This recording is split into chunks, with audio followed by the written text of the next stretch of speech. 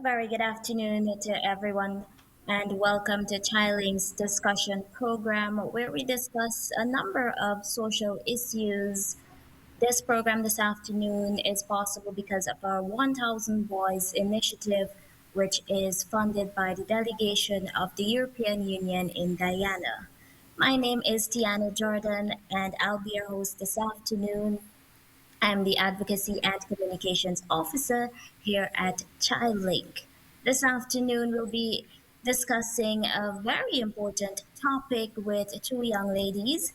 This afternoon, we'll be focusing on promoting good sexual and reproductive health of adolescent girls. And I want to say a special good afternoon to our two youth advocates this afternoon who will be joining us. I'll leave it up to you ladies to introduce yourselves. Good afternoon. I'm Priyanka Hudson. I'm 17 years old and co-founder of Youth Breaking Boundaries that works to bring awareness for different social issues. Hey, good afternoon. My name is Adolescent. I'm also 17 years old and I'm also the founder of Youth Breaking Boundaries. And just as Priyanka stated, we just work on bringing awareness to different issues that our country and the world faces. Lovely. And it is good to have you ladies on the program once again. Let's get right into it. I want to know, what do you think of when you hear the term sexual and reproductive health? We can go with Priyanka first. I think sexual and reproductive health refers to an overall state of well-being, especially as it relates to your reproductive system, which allows you to have and practice safe and satisfying sex. It also allows you to be able to plan how many children you would like to have and exactly when. I have quite the same views. She kind of encapsulated everything that I wanted to say. But I think also with sexual and reproductive health, as she stated, it would help you with planning for certain pregnancies and also would help to prevent certain infections as well. So just encapsulating those mental, physical well-beings all in all. Yes, you're both right. So, when it comes to sexual and reproductive health, it is not only about physical well being, it includes a whole lot of other areas, healthy and unhealthy relationships, getting access to proper health services, access to accurate information, and so on. So as we go on, I want to know, what are some ways girls can maintain good sexual and reproductive health? Okay, for me, one of the ways that of that comes how we can help to maintain good sexual and reproductive health is by limiting the amount of partners that we have sexual relations with. To me, it also means having good hygiene as well, and just basically all in all having all these different things to ensure that we could prevent STIs, STDs, different bacterial infections, and so forth. And just before we go on to Priyanka, Atalsi, you mentioned having good hygiene. Can you go into more details for us on some practices girls can do to maintain good hygiene? Yeah, sure. For me, I think how females can ensure that they have good hygiene is by taking regular baths, not douching, taking part in douching activities, and so forth. Just basically entering into the body that's not supposed to be there, and just ensuring that we overall have a clean environment. So as to prevent, as I said, infections and different odors as well. Okay. Now we'll go to Priyanka. I agree. I agree. Good hygiene plays a very huge role in reproductive health. There's also routine medical checkups, appropriate use of contraception and condoms to prevent infections, as you stated. Yes, and just to add a little more to what you ladies said, it is very important to maintain healthy lifestyle, such as doing exercises. You also need to take into consideration your diet. So consuming a healthy diet, also things like simple things like having sufficient sleep is very important. Try your best to also avoid stress because It is important for us as young girls to always remember that stress can alter your normal menstrual cycle, and it can cause things like hormonal imbalances and so on. So these are just some things that girls can take into consideration when it comes to practicing good sexual and reproductive health. And that brings us to our next question. What are some of the consequences of poor sexual and reproductive health? Okay. With poor sexual and reproductive health, there are numerous consequences. One of them being you can contract infections that can eventually lead to infertility, which means along the line you won't be able to have children, which can be very depressing. Also, unplanned pregnancies and the contraction of life altering uh, sexual transmitted diseases like HIV and gonorrhea and chlamydia, etc. I think, as Chelsea, Priyanka stated, yeah, as Priyanka go ahead. stated, we could contract STIs and STDs. We could also have pungent odors that not only could affect us but affect the people around us, and as such, it could limit communications that we have with people because people may not be able to withstand the scent that may occur as a consequence of our bad hygiene or not taking care of ourselves. Yes, you're right. And also to add to that, things like it can lead to fertility issues in the long term. You girls both mentioned that unplanned pregnancies. It can also lead to abortions. We can have young mothers, young fathers, and things like that. So one of the main things is a lack of education. This is what usually contributes to poor sexual and reproductive health practices. What do you think can be done to change this? I think that the topic, sexual and reproductive health, is one that is usually on a taboo forums. I think one thing that we can do is to normalize this topic because a lot of people know that they have to better their hygiene, but they're not aware of how they can do this. So I think by making this topic something that is less what's to say embarrassing or not fun one to talk of, we could have it more on a broader spectrum so we could bring more awareness to issues like this. Yes, I agree completely with what she just said. More access to accurate information, easier access to accurate information in your hospitals, pharmacies, medical centers will help. And also, classes being taught in secondary school to the appropriate ages will also help to bring awareness to the consequences and et cetera to the adolescents who are indulging in.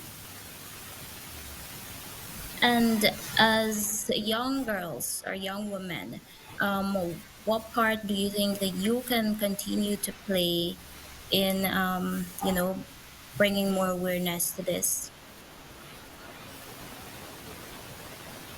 I think that we can continue doing what we're doing, being brave, speaking up, whether we have experiences, we can come forth with them, we can share our knowledge with people in hopes that it will help to better their understanding of the topic.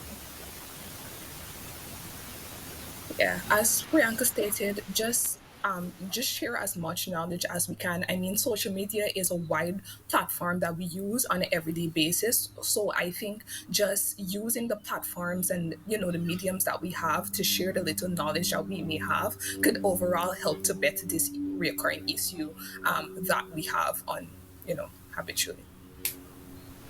Yes, I think that when it comes to a lack of education on or about sexual and reproductive health issues and so on, it is up to us as individuals to take up more responsibility when it comes to educating ourselves on this topic.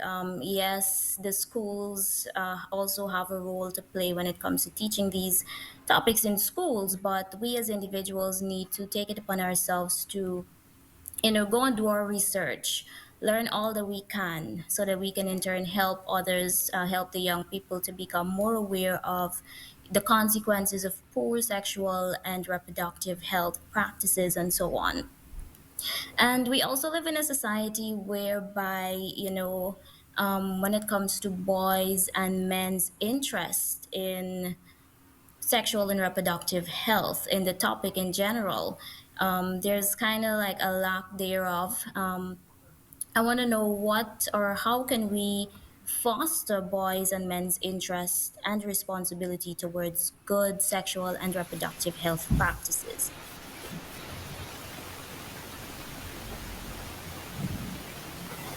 Atalsi, would you like to Um, go first? Sure.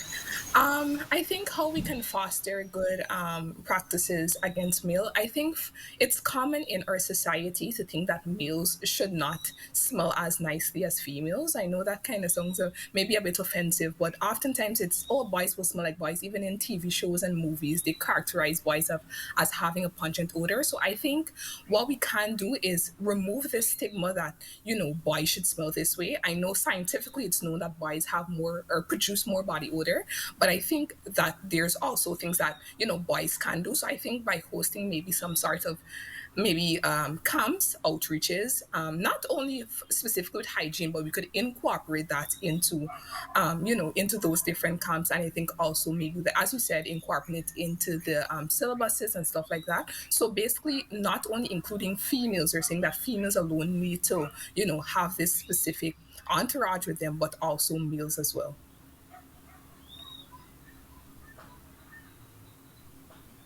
Yes, Priyanka, you can go ahead now. Yeah, I agree with her. It is important that we teach hygiene to men as well as just as good as we teach it to women. It is also important that not we not only teach hygiene, we teach the importance of having safe sex and practicing safe sex, making the information of the consequences of the outcomes more accessible and even a bit more digestible or fun in a way for those who are maybe less advanced than others. Fact that you brought up, it's important to teach them about safe sex and so on. When it comes to having sex, it is known that boys are probably having sex at an earlier age than girls, and it's kind of like a norm. But when it comes to teaching them about good sex practices, teaching them about contraception and so on, these are not things that are happening. Parents and even adults in general don't usually tell boys about the consequences of their actions. So a boy can go out there and have unsafe sex. He can get an STI or even get a girl pregnant and become a father at a very young age, which is something he probably wouldn't have wanted. So it's important for us to take these necessary steps to foster their interest in when it comes to good sexual and reproductive health practices. Also, moving on, when it comes to parents and the role that they play in their children's lives, what do you think they can do? What more can be done from their side to help their children to learn good sexual and reproductive health practices? Okay, I think that it's very important for parents to have candid conversations with their children where they're completely open and completely honest and where they don't condemn them or get angry with them for asking questions and voicing their concerns. It is absolutely very important to be honest with your children. Don't lie to them, don't skimp out because they're going to make mistakes and it's probably going to ruin their life and they're going to be like, if I had known or if someone had told me. So it's better to do it to prevent it than to do it to teach a lesson. Um, as Priyanka said, it's important to create a comfortable environment where children feel safe to talk to their parents on these different topics. So basically, I have the same idea that just creating a safe, hostile environment. And I think just not only as one talk or one conversation, like, as we talk about puberty, it's usually one conversation and that's the end of that. But it's a continuous conversation because hygiene is a learning process. So during, like, let's say they're in bed for like, a specific period of time, don't say, oh, I already spoke to them. But during, as they're making these mistakes, you just basically give them the correction for it at the set point in time, and not just one specific talk about it, but one whole talk. Yes, and I want to add a bit of a personal touch to this conversation now by asking you, ladies. how did your parents, help you or guide you along this path of practicing good sexual and reproductive health? One thing I'm grateful, very grateful for my mother is her candor. She's very open, she's very honest, even if it can be uncomfortable and awkward for me.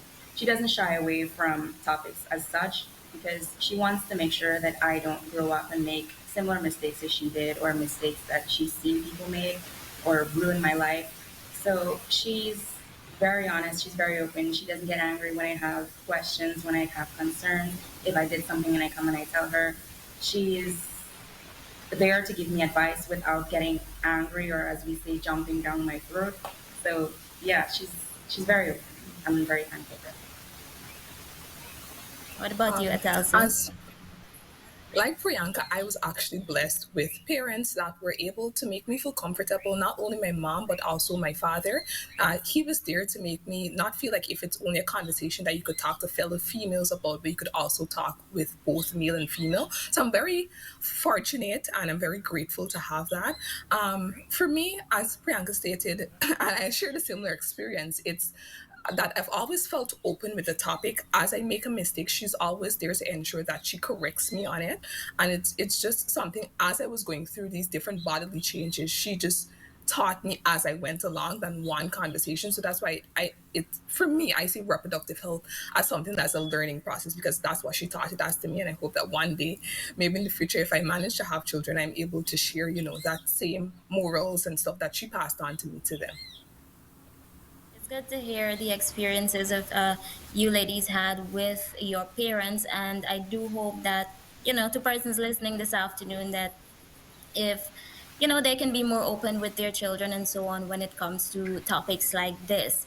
And it is important for parents to also know your child, take the time to have simple conversations with them, get to know what they like, get to know what they don't like, because things like this would make that child feel comfortable in bringing up certain topics, asking them certain questions, whether it's about sex, contraceptive, pregnancy, and things like that. So it's all about creating a safe environment, a safe space, a comfortable space for your child to come to you and ask these questions. And I know most parents today, well, it's like a normal so in our society for adults in general to feel uncomfortable when it comes to talking about sex. And it's okay to feel uncomfortable, but it's also okay for you to continue to have these conversations with your children, even if it feels uncomfortable. So as long as you keep having them, it in time will come with ease. So, these are just simple things that parents can do to uh, improve their role when it comes to teaching their children about good sexual and reproductive health practices. As we move on now, I want to ask you. I know we mentioned a bit about the role that schools can play. Do you have any more input on when it comes to schools and what more they can do to promote good sexual and health practices in the classrooms? Yes, okay. As I said, sex education classes are very important because adolescents are usually the ones that are very sexually active. So having a class that is serious and is teaching them about the consequences of engaging in reckless activity is very important to have that. It is also important that you give assignments. I don't know if you watch TV, you see that in these shows they give them an egg or they give them that baby doll that cries, and you get a grade based on how well you can take care of it. If you break the egg, then you fail the assignment. Or if you don't take care of this baby doll, you don't change it, you don't feed it around a certain time, then you lose marks or you fail the assignment. I think that teaches you a lot about how hard parenthood can be. And it tells you that, hey, if I engage in this reckless, unsafe activity, then this could be my life and I'm not ready. And so, yeah, I think school plays a very important role when it comes to teaching them. So, sex education classes are very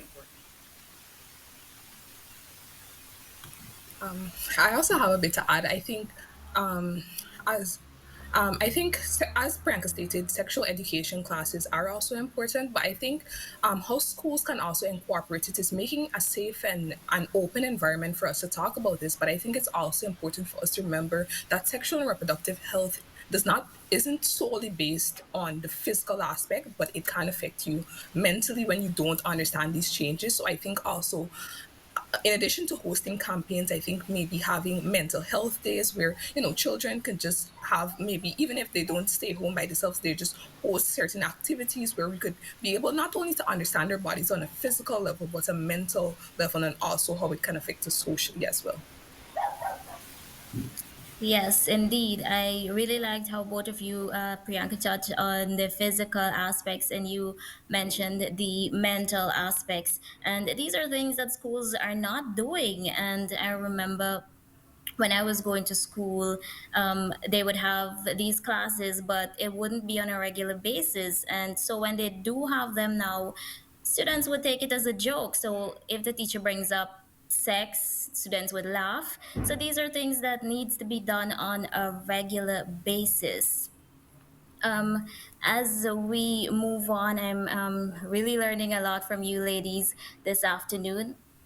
I want to hear from you now your thoughts on what more you think ChildLink can do in order to continue promoting a good sexual and reproductive health.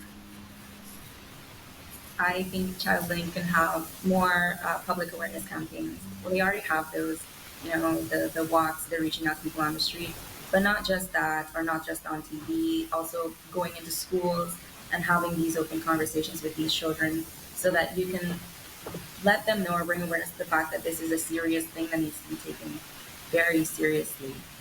So yeah, going into schools, talking to the ones who are actively engaging in it, and also the approaching the people, the random passersby, or reaching out to those on television also. Adding to what you said, I think also ChildLink can bring this topic, or not only this topic, but the issues that we face on not only on a local level or on a regional level, but on a global scale. I think through social media is a common platform that we use. So, like I know in the olden days it may have been more difficult, but in these modern times, a quick link on WhatsApp or on Facebook or something like that, we could reach to a vast amount of people. So I think all ChildLink has to do is continue what they're doing, but maybe have some videoing or, have some brochures or something to reach a wider range of people. So not only have it facilitated for an in-person presentation, but also one that may be online as well. Yes, so we'll definitely take uh, your words into consideration. And I know we have ChildLink. We have been going into schools and doing sensitization. We also do parental sessions. We do counseling and so on. But yes, like you mentioned, there's so much more we can do, especially when it comes to utilizing the technology that we have available. And one more thing before we go, I want to know what advice would you give to adolescents out there who are finding it a bit difficult to navigate through the adolescence period in life, practicing a good sexual and reproductive health and so on. I think self-respect is very important. As long as you realize your value, and as long as you set a standard for yourself, and you apply yourself to discipline and stick to that, then it will be hard, yes, because everyone around you is doing this and doing that, and you're feeling like you don't fit in. But you have to remember that what other people are doing may not be meant for you. And so you have to find what works for yourself and you have to stick to that because at the end of the day, you are what is important to you and your mental well being is what's going to define how your entire life goes. A beautiful statement by my colleague. I think also adding to that, there are many resources online that we can access. And as she stated, I think she beautifully encapsulated that our worth is not in what other people view us to be, but how we view ourselves. I think that we should have a central system, we as adolescents and also as adults should have a central system in where we find our worth and in our value, because it is only when we lose sight of who we are as an individual that we fall short to unwanted pregnancies or stuff, or we start sleeping around with multiple people because we're looking for this sort of love. So I think when we understand that we need to love ourselves, and in order for somebody else to love us, we have to love ourselves first. I think that is when we would start to, make improvements, and, sexual and reproductive health would somewhat improve in some way. Definitely, yes. Self love is very important. Understanding our own worth and so on is indeed important. And, today we have access to loads of information on the internet that we can take it upon ourselves. We need to take up responsibility and, educate ourselves, not just the young people, but adults as old as you are. Every day we're learning something new, and I know that persons watching this afternoon, they have definitely learned a lot from you ladies, and I really enjoyed talking with you this afternoon. I want to just urge you to continue doing the work that you've been doing as young advocates. Continue being a voice for the young people. Thank you for having us. Yes, and to everyone watching, I want to thank you for tuning in this afternoon to our discussion. We were discussing the topic of promoting good sexual and reproductive health of adolescents, girls, and we had with us Priyanka Hudson and Atalsi Hunt, two youth advocates who has been doing work with us here at ChildLinK. This program was possible because of our 1000 Boys initiative, which is funded by the delegation of the European Union in Guyana. With that being said, I want to wish you all the best for the remainder of your day, and bye bye.